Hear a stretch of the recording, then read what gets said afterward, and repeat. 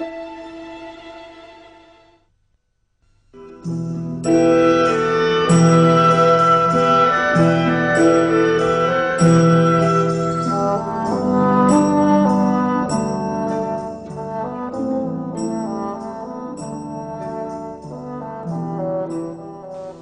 fleuve du Nil.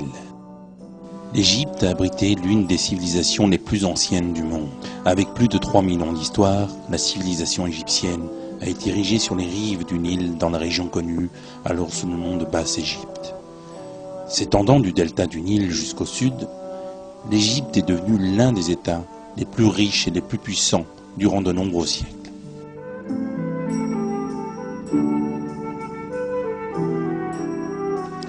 Les Égyptiens avaient un niveau de connaissance très avancé dans les domaines des mathématiques, de l'astronomie, de l'architecture et de l'art. Grâce au savoir qu'ils avaient acquis, ils ont construit des palais et d'autres constructions encore plus difficiles à réaliser comme les fameuses pyramides, qui faisaient office de salles funéraires et qui sont aujourd'hui encore un mystère pour bon nombre de scientifiques. Durant son apogée, l'Égypte ancienne, qui pouvait se prévaloir d'une supériorité technologique indéniable, n'en souffrait pas moins d'une indigence manifeste au niveau politique, dont la manifestation la plus visible était le pouvoir absolu arbitraire que détenait un despote. En effet, dans le Coran, Dieu désigne l'Égypte ancienne comme le paragon même d'un système inique et ingrat, ne reconnaissant pas ses bienfaits et lésant ainsi les plus faibles. Dans un verset, l'un des cruels gouverneurs de l'Égypte, Pharaon, s'est proclamé lui-même divinité. Ô mon peuple, le royaume de l'Égypte ne m'appartient-il pas ainsi que ces canaux qui coulent à mes pieds? N'observez-vous donc pas?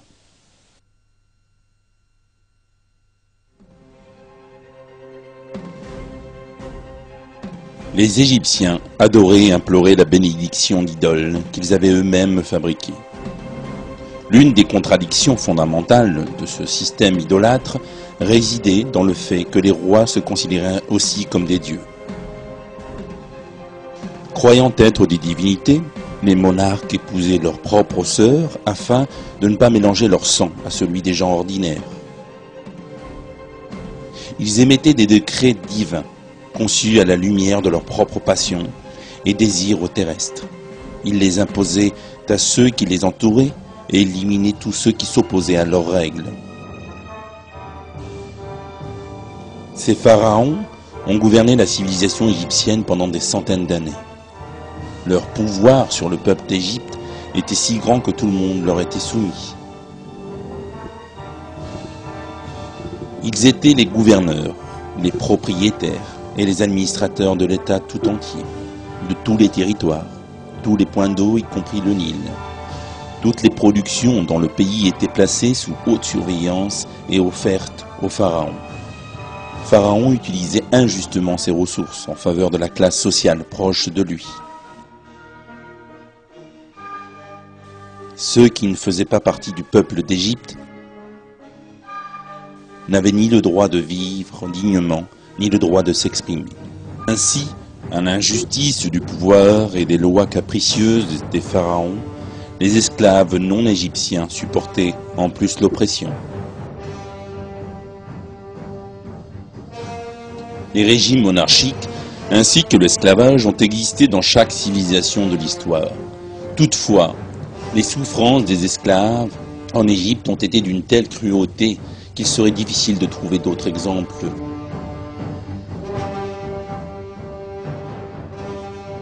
Tous les pharaons de l'Égypte ancienne possédaient des temples et des villes construits afin de donner en spectacle leur pouvoir et leur richesse. Des milliers d'esclaves travaillaient impitoyablement pour la construction de ces villes jusqu'à ce que mort s'ensuive. Ils n'avaient pas le droit de se reposer car ils n'appartenaient pas au peuple d'Égypte. Ainsi, ils étaient privés de droit à la vie et du droit à la parole, tandis que le peuple d'Égypte vivait dans l'aisance et l'abondance. Ce sont les enfants d'Israël, les descendants du prophète Abraham, qui étaient soumis à l'esclavagisme pharaonique.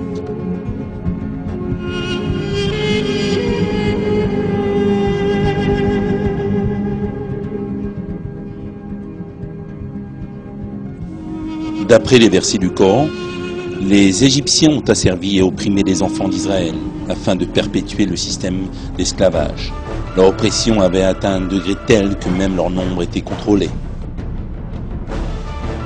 Les femmes capables de travailler voyaient leur vie épargnée et les nouveau-nés mâles étaient massacrés de façon impitoyable.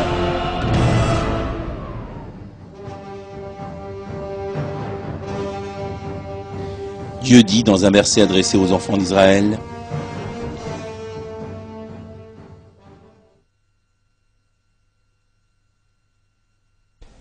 Et rappelez-vous, lorsque nous avons délivré les gens de Pharaon, qui vous infligeaient le pire châtiment, en égorgeant vos fils et épargnant vos femmes, c'était là une grande épreuve de la part de votre Seigneur.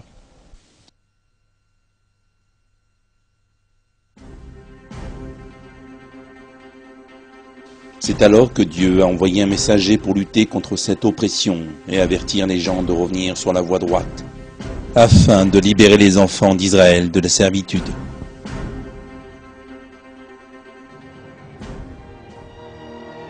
Ce messager était le prophète Moïse.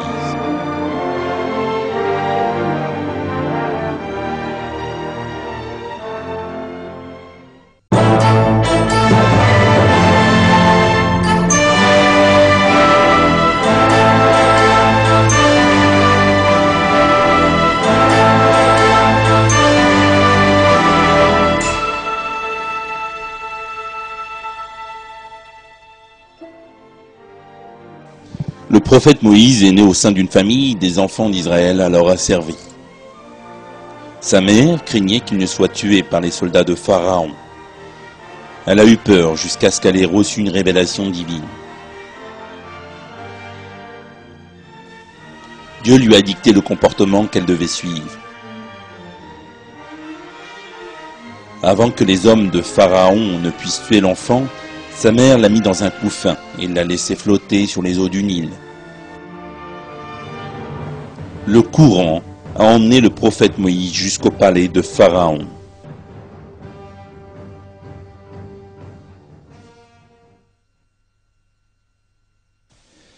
Les gens de Pharaon le recueillirent pour qu'il leur soit un ennemi et une source d'affliction. Pharaon, Aman et leurs soldats étaient certes fautifs. La femme de Pharaon dit: « Cet enfant réjouira mon œil et le tien, ne le tuez pas. Il pourrait nous être utile, où le prendrons-nous pour enfant ?» Et il ne pressentait rien. Ainsi, suivant le décret préétabli par Dieu, Pharaon et sa famille ont sauvé le prophète Moïse de la rivière et l'ont adopté.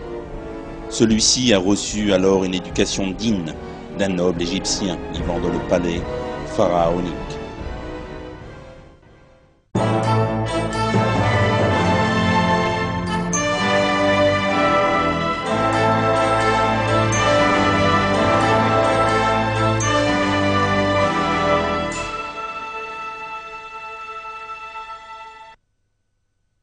Le prophète Moïse a donc grandi dans le palais de Pharaon. Lorsqu'il a atteint l'âge mûr, Dieu lui a donné le savoir et la sagesse. L'événement qui a marqué un tournant dans sa vie a été un affrontement dans lequel il s'est trouvé impliqué. Dans ce conflit, le prophète Moïse a pris la défense d'un homme qui faisait partie de son clan, sans chercher à savoir s'il avait raison. Bien qu'il n'ait pas eu l'intention de donner la mort à quiconque, Moïse a asséné un tel coup à l'un des belligérants qu'il l'a tué. Le prophète, réalisant qu'il s'était égaré, s'est repenti, recherchant la protection de Dieu. Implorant son Seigneur de lui pardonner son péché, il a fait la promesse de ne plus soutenir les criminels. Il n'en demeure pas moins que le prophète Moïse, ayant tué un Égyptien, ces derniers, avides de vengeance, ont cherché à attenter à sa vie. Le Coran rapporte que Moïse s'est caché durant toute la nuit. Pharaon et ses hommes de main réfléchissaient au châtiment de Moïse et envisageaient de l'exécuter. Un homme qui les avait entendus est allé prévenir Moïse. Le prophète a quitté la ville, puis le pays. Il s'est rendu à l'est de l'Égypte.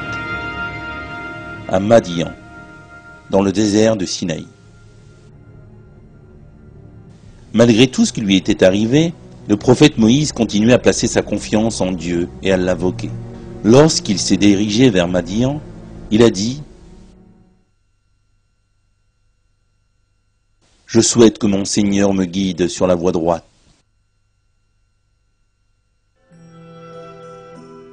Le prophète a rencontré 2 femmes au point d'eau de Madian. Les femmes se tenaient à l'écart des autres bergers qui s'y trouvaient et ne pouvaient ainsi abreuver leurs bêtes. Moïse s'est approché de ces femmes et a abreuvé aussitôt leurs bêtes. Pour l'en récompenser, le père des 2 femmes a invité le prophète à travailler pour lui moyennant salaire. Il a demandé à Moïse de rester avec eux, en échange de quoi il lui donnerait une de ses filles comme épouse. Le prophète Moïse accepta l'offre.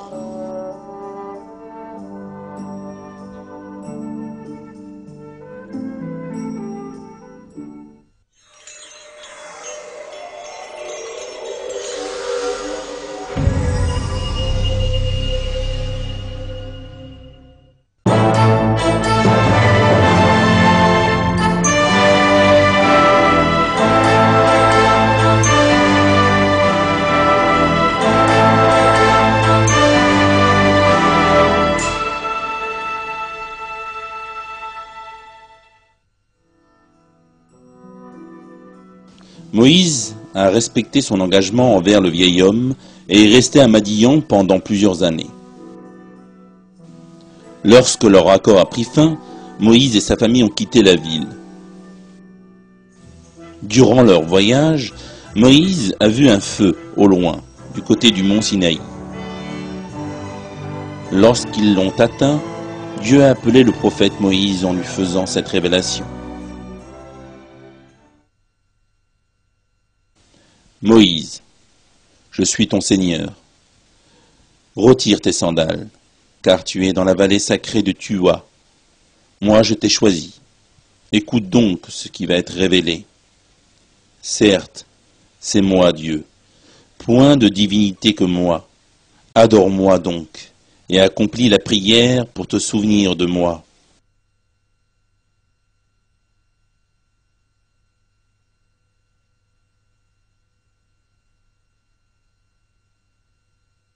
Ceci fut la première révélation que Moïse a reçue. Il était désormais messager de Dieu. Dieu lui a demandé de jeter son bâton. Celui-ci s'est transformé soudain en serpent. Effrayé, le prophète prit la fuite. Dieu l'avait auparavant rassuré, lui affirmant qu'il était en sécurité. Le prophète reprit son bâton, qui plus tard allait devenir le premier miracle qu'il utiliserait contre Pharaon. Dieu a donné au prophète un second miracle. Il a mis sa main sous son aisselle et lorsqu'il l'a retirée, elle en est sortie étincelante de lumière. Après ces prodiges opérés selon son décret, Dieu a ordonné au prophète Moïse de se rendre auprès de Pharaon. Moïse a ressenti une forte appréhension pour une tâche aussi ardue car il manquait d'éloquence. Il a invoqué Dieu de lui donner un accompagnateur capable de s'exprimer avec plus d'aisance. Dieu a exaucé sa prière et ce fut son frère Aaron qui a été choisi et qui a été dès lors élevé au rang de prophète. Allez donc chez lui et dites-lui, nous sommes tous 2 les messagers de ton Seigneur. Envoie donc les enfants d'Israël en notre compagnie et ne les châtie plus. Nous sommes venus à toi avec une preuve de la part de ton Seigneur, et que la paix soit sur quiconque suit le droit chemin.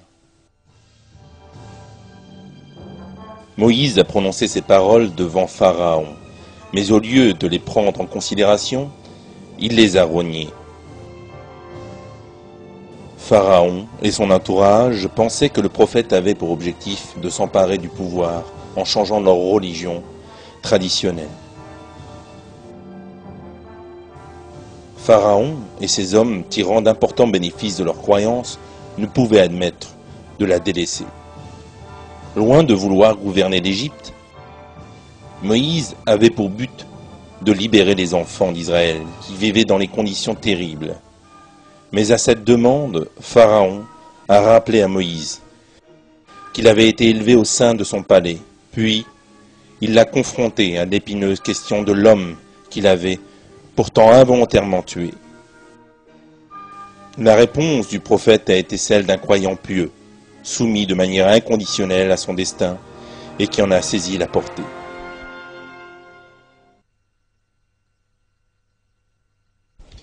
Je l'ai fait, dit Moïse, alors que j'étais encore du nombre des égarés. Je me suis donc enfui de vous, quand j'ai eu peur de vous. Puis, mon Seigneur m'a donné la sagesse et m'a désigné parmi ses messagers.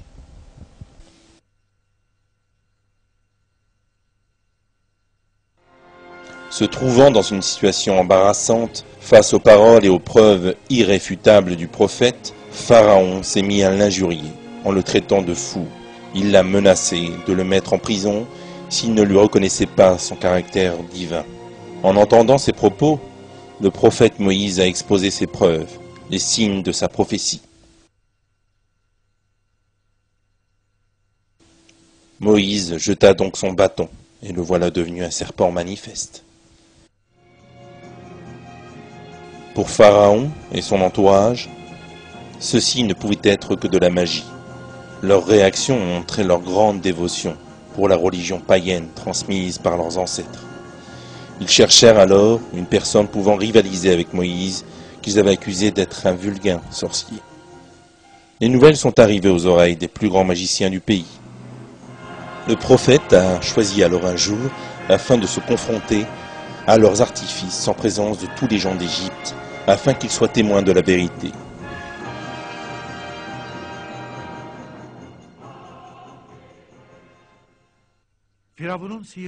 Les magiciens de Pharaon étaient prêts à exposer leur tour de magie.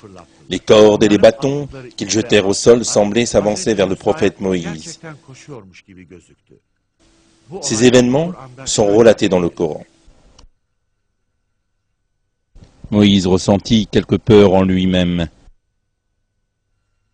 Nous lui dîmes, jette ce qu'il y a dans ta main droite. Cela dévorera tout ce qu'ils ont fabriqué. Ce qu'ils ont fabriqué n'est qu'une ruse de magicien, et le magicien ne réussit pas, où qu'il soit.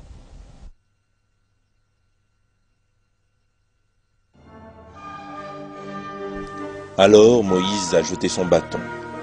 Ce qui s'est passé a terrifié les magiciens. Alors qu'ils trompaient les gens en faisant croire que leurs bâtons et leurs cordes étaient vraiment en mouvement, le bâton que Moïse a jeté a dévoré tout ce qu'ils avaient fabriqué. Les magiciens se sont alors jetés, prosternés, disant « Nous croyons au Seigneur d'Aaron et de Moïse ». Ce miracle du prophète Moïse a amené les magiciens à avoir foi en Dieu. Pourtant, Pharaon était si arrogant qu'il a menacé de mort ces gens sincères qui avaient choisi de croire en leur Créateur. Alors Pharaon dit « Avez-vous cru en lui avant que je ne vous y autorise? C'est lui votre chef qui vous a enseigné la magie. Je vous ferai sûrement couper mains et jambes opposées, et vous ferez crucifier sur des troncs de palmiers. Et vous saurez avec certitude qui de nous est plus fort en châtiment et qui est le plus durable. » La réponse qu'ont donnée les magiciens à Pharaon révélait la sincérité de leur foi, ainsi que leur courage. Par celui qui nous a créés, dirent-ils, nous te préférerons jamais à ce qui nous est parvenu comme preuve évidente. Décrète donc ce que tu as décrété. Tes décrets ne touchent que cette vie présente.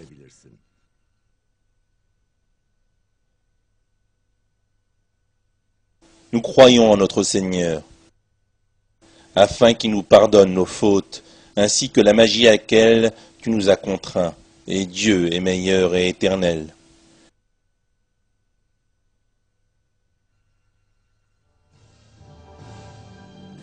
La victoire du prophète Moïse sur les magiciens, ainsi que leur retour à la foi, montrait de façon évidente la nature pervertie du système pharaonique. Pharaon ne savait plus quoi dire. Il niait obstinément et de façon arrogante l'existence de Dieu ainsi que la prophétie de Moïse.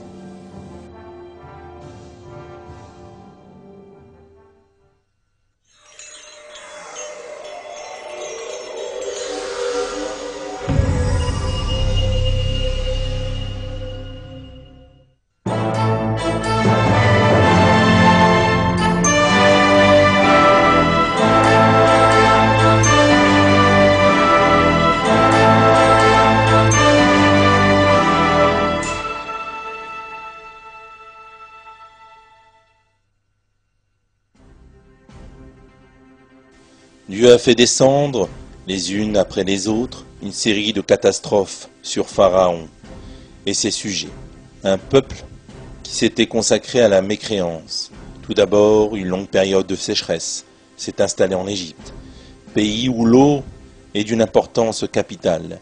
Les produits agricoles se faisaient de plus en plus rares et la famine s'ensuivit.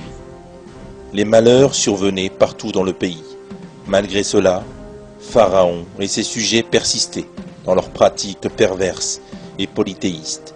C'est avec ferveur qu'ils vouaient leur culte aux chimères que la religion de leurs ancêtres leur avait laissé en héritage. Pourtant, ce ne fut pas tout. Dieu a fait endurer de nombreux malheurs à ce peuple. Il a fait suivre la sécheresse par d'importantes pluies torrentielles, telles qu'on n'en avait jamais vues en Égypte auparavant. Les champs et les récoltes ont été détruits par les sauterelles et les insectes. Ceux-ci recouvraient les villes comme des nuages noirs. Chaque ville d'Égypte était envahie par des grenouilles. Elles étaient partout, dans les maisons et dans les rues. L'eau provenant du Nil et des puits est devenue rouge sang. La population égyptienne était désormais tourmentée par la soif. En dépit de tout cela, ils s'obstinaient à refuser de croire en Dieu, tandis que ces tourments se succédaient. Pharaon et son entourage ont tenté de tromper le prophète Moïse par une ruse qui était vouée à l'échec.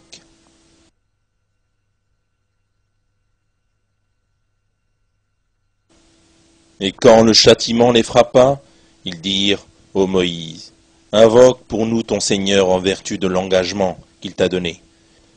Si tu éloignes de nous le châtiment, nous croirons certes en toi et laisserons partir avec toi les enfants d'Israël. Et quand nous eûmes éloigné d'eux le châtiment jusqu'au terme fixé qu'ils devaient atteindre, voilà qu'ils violèrent leur engagement. »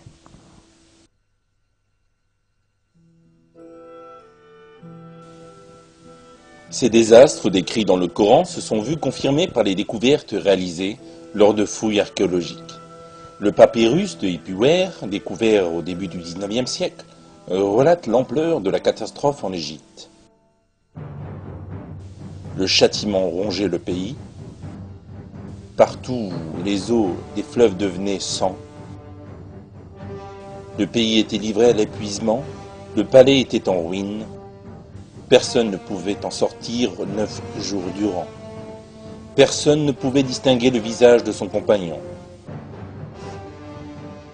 Dès lors, Dieu a ordonné au prophète Moïse de faire quitter l'Égypte aux enfants d'Israël. Sur ordre de Dieu, le prophète et son peuple ont quitté le pays de nuit, secrètement. Une immense colère a consumé Pharaon. Il se considérait comme le maître et le soi-disant Dieu des enfants d'Israël. Ceci impliquait pour lui une perte de pouvoir. Il a mobilisé ses hommes et s'est mis à la poursuite du peuple de Moïse.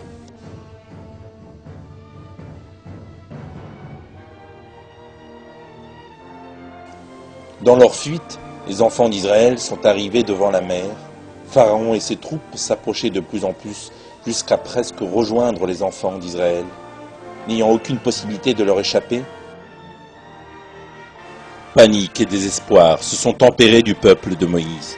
Fidèle à Dieu, ce digne prophète lui était entièrement soumis et ne plaçait sa confiance qu'en lui.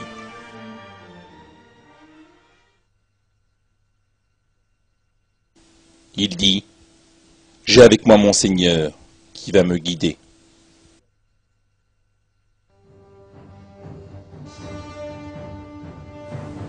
Comme il est décrit au verset 63 de la 26e sourate, Dieu a révélé à Moïse de frapper la mer de son bâton, ce qu'il a fait aussitôt.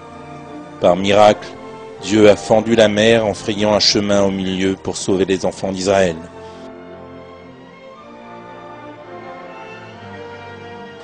Pharaon et ses soldats, ne reculant devant rien, ont pourchassé les enfants d'Israël jusque dans la mer. Cependant, les eaux se sont refermées soudainement sur eux, laissant les enfants d'Israël indemnes. Pharaon et son armée ont péri noyés jusqu'au dernier. Pharaon a essayé dans ces derniers instants de se repentir, en vain. C'est ainsi que Dieu relate ses faits.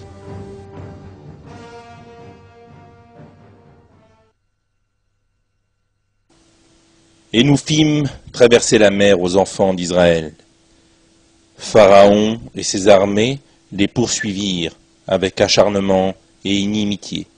Puis, quand la noyade l'eut atteint, il dit « Je crois qu'il n'y a d'autre divinité que celui en qui ont cru les enfants d'Israël, et je suis du nombre des soumis. » Dieu dit « Maintenant, alors qu'auparavant tu as désobéi, et que tu as été du nombre des corrupteurs, nous allons aujourd'hui épargner ton corps, afin qu'il devienne un signe à tes successeurs. Cependant, beaucoup de gens ne prêtent aucune attention à nos signes. »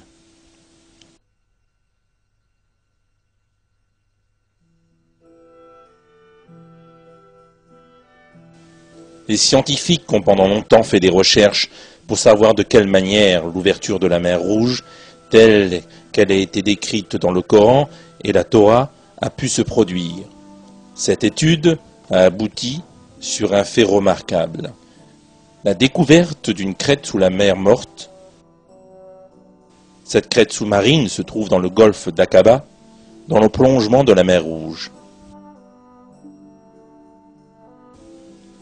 D'après les interprétations qui en ont été données, le chemin que le prophète Moïse a pris traversait cette crête. Doron Noff, professeur en sciences océaniques à l'université de Floride, a créé un échantillon entier de cette crête afin d'évaluer cette thèse. De là, ce professeur a observé que lorsque le vent intervenait, un chemin sec prenait effectivement place. La traversée de la mer Rouge par le prophète Moïse a pu se dérouler ainsi. Certes, Dieu est le plus savant.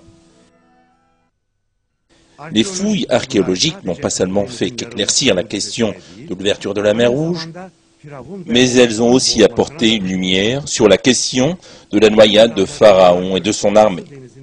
Les scientifiques ont pendant des années cherché les traces de l'armée de Pharaon dans la mer Rouge. Leurs recherches ont mené à des conclusions étonnantes. Ces images ont été prises dans le golfe de Aqaba, qui relie la péninsule de Sinaï à l'Arabie Saoudite. Cette surface de sable fait penser à la crête dans la mer. Cependant, ce qui est important, ce sont les algues marines ici et là. Les algues marines ont besoin d'être plantées sur une base solide afin de survivre. Plus important encore, ces algues prennent la même forme que celle des matériaux auxquels elles sont rattachées, même si ceux-ci venaient à disparaître par la suite. Les algues marines découvertes par les scientifiques avaient des caractéristiques différentes. Il n'y avait dans les alentours ni rochers ni pierres. Ces algues avaient une ressemblance avec les roues des chariots de l'armée de Pharaon. Mais plus la recherche continuait, plus étonnantes encore étaient les découvertes. Une roue de chariot en bronze trouvée dans le sable. Cette roue de chariot appartenait vraisemblablement à l'armée de Pharaon qui s'est noyée sous les flots.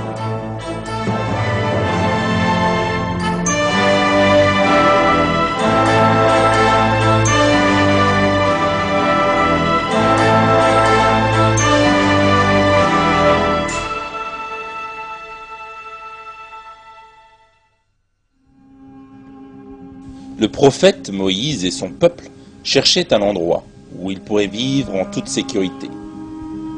Au cours de ce voyage, la plupart des enfants d'Israël a fait cependant preuve de manquement en matière de foi et de valeurs morales. Ils ont subi l'influence de la culture égyptienne, embrassant certaines de leurs coutumes et idées perverses. La rencontre faite avec une tribu idolâtre sur leur chemin renforçait cette fâcheuse tendance. Certains Israélites, influencés par cette tribu, ont dans leur ignorance demandé au prophète Moïse de leur créer une idole pour l'adorer.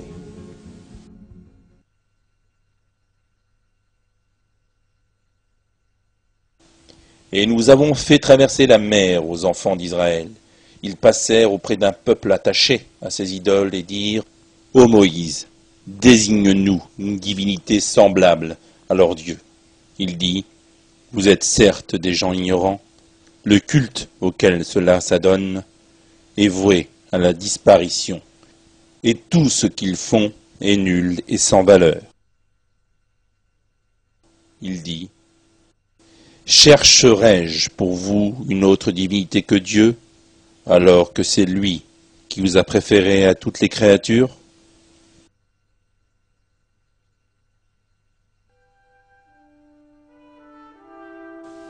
Le prophète Moïse et son peuple se sont arrêtés au mont Horeb. D'après le Coran, Dieu leur avait dit de se rendre du côté droit de la montagne, le prophète devant y passer 40 jours. Impatient, Moïse a laissé sa tribu derrière lui et s'en est allé tôt après avoir confié son peuple à Aaron. Dieu, une fois de plus, s'est adressé au prophète sur la montagne en lui remettant les tables sur lesquelles les commandements divins avaient été écrits.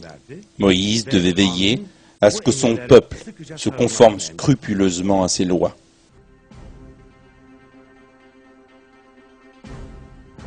Alors que Moïse rencontrait son Seigneur, des mécréants parmi les Israélites ont saisi cette occasion pour fabriquer une idole de leurs propres mains, et ce malgré tous les miracles dont ils avaient été les témoins oculaires.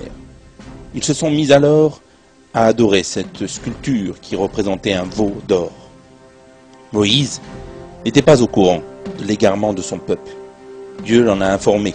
Il lui a annoncé l'existence parmi eux d'un hypocrite nommé Samiri. Le prophète est revenu auprès de son peuple. La tribu adorait l'idole et avait abandonné le culte de Dieu pour le vouer au veau d'or. Il a remédié alors à cette désolante situation que Samiri avait provoquée en le chassant et en détruisant la fausse idole.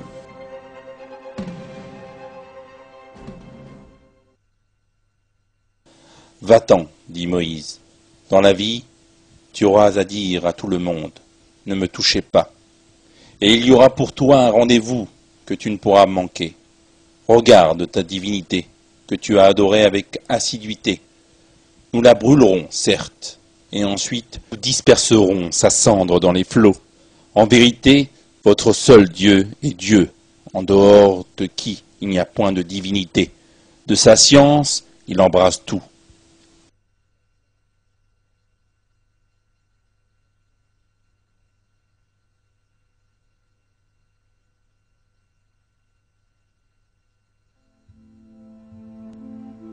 Le prophète Moïse a exhorté son peuple à se repentir en priant Dieu de leur pardonner leur ingratitude.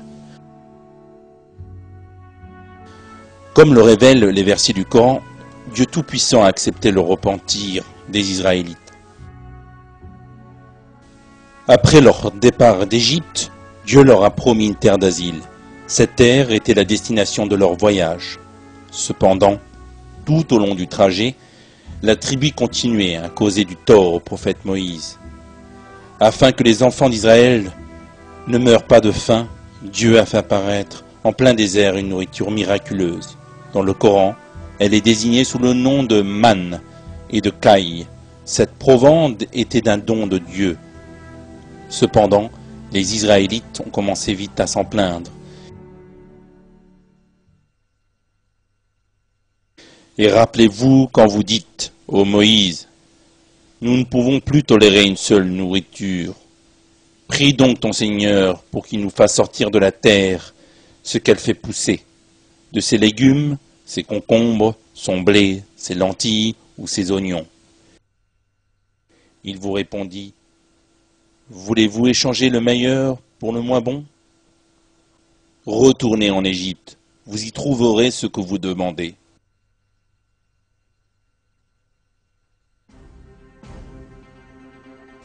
L'ignorance des Israélites a même perduré après avoir atteint la terre promise. Lorsque le prophète Moïse leur a dit de pénétrer sur cette terre sans regarder derrière eux, la tribu a refusé en disant que les étrangers s'y trouvaient. Ils sont allés alors encore plus loin. Ils dirent, Moïse, nous n'y entrerons jamais, aussi longtemps qu'ils y seront. Va donc, toi et ton Seigneur, et combattez tous deux. Nous restons là où nous sommes.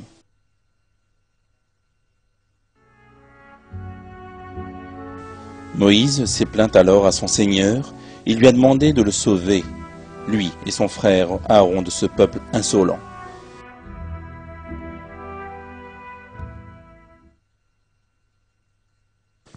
Il dit, « Seigneur, je n'ai de pouvoir, vraiment que sur moi-même et sur mon frère.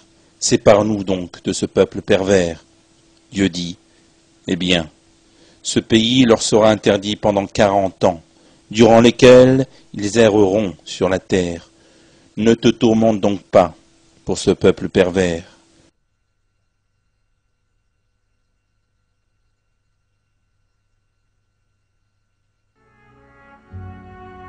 Les enfants d'Israël se sont vus interdire l'accès à la terre promise pendant 40 ans, en raison de leur insolence envers Dieu et son messager.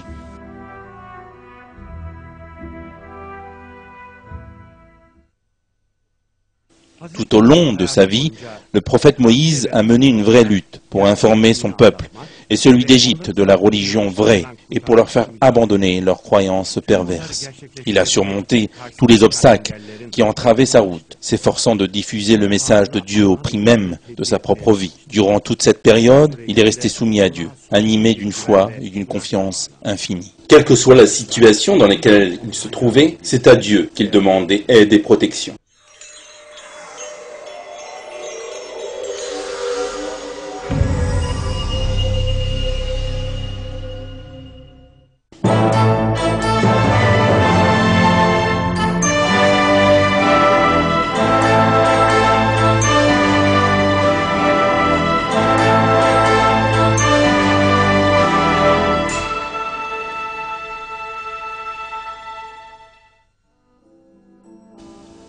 Moïse a passé la plus grande partie de sa vie à transmettre le message divin à son peuple.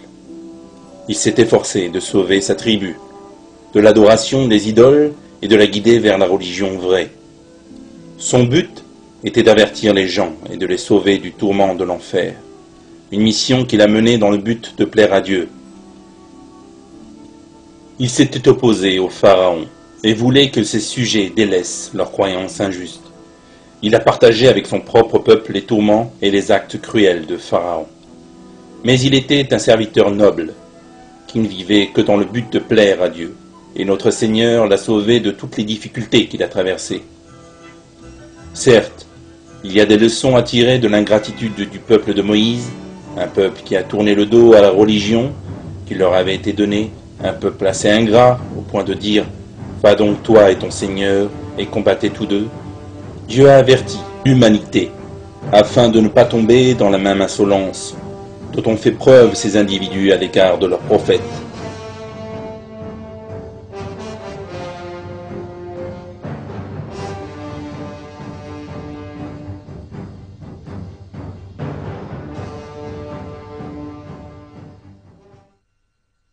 Les gens du livre te demandent de leur faire descendre du ciel un livre. Ils ont déjà demandé à Moïse quelque chose de bien plus grave, quand ils dirent « Montre-nous Dieu à découvert ». Alors la foudre les frappa pour leur tort, puis ils adoptèrent le veau comme idole, même après que les preuves leur furent venues. Nous leur pardonnâmes cela et donnâmes à Moïse une autorité déclarée.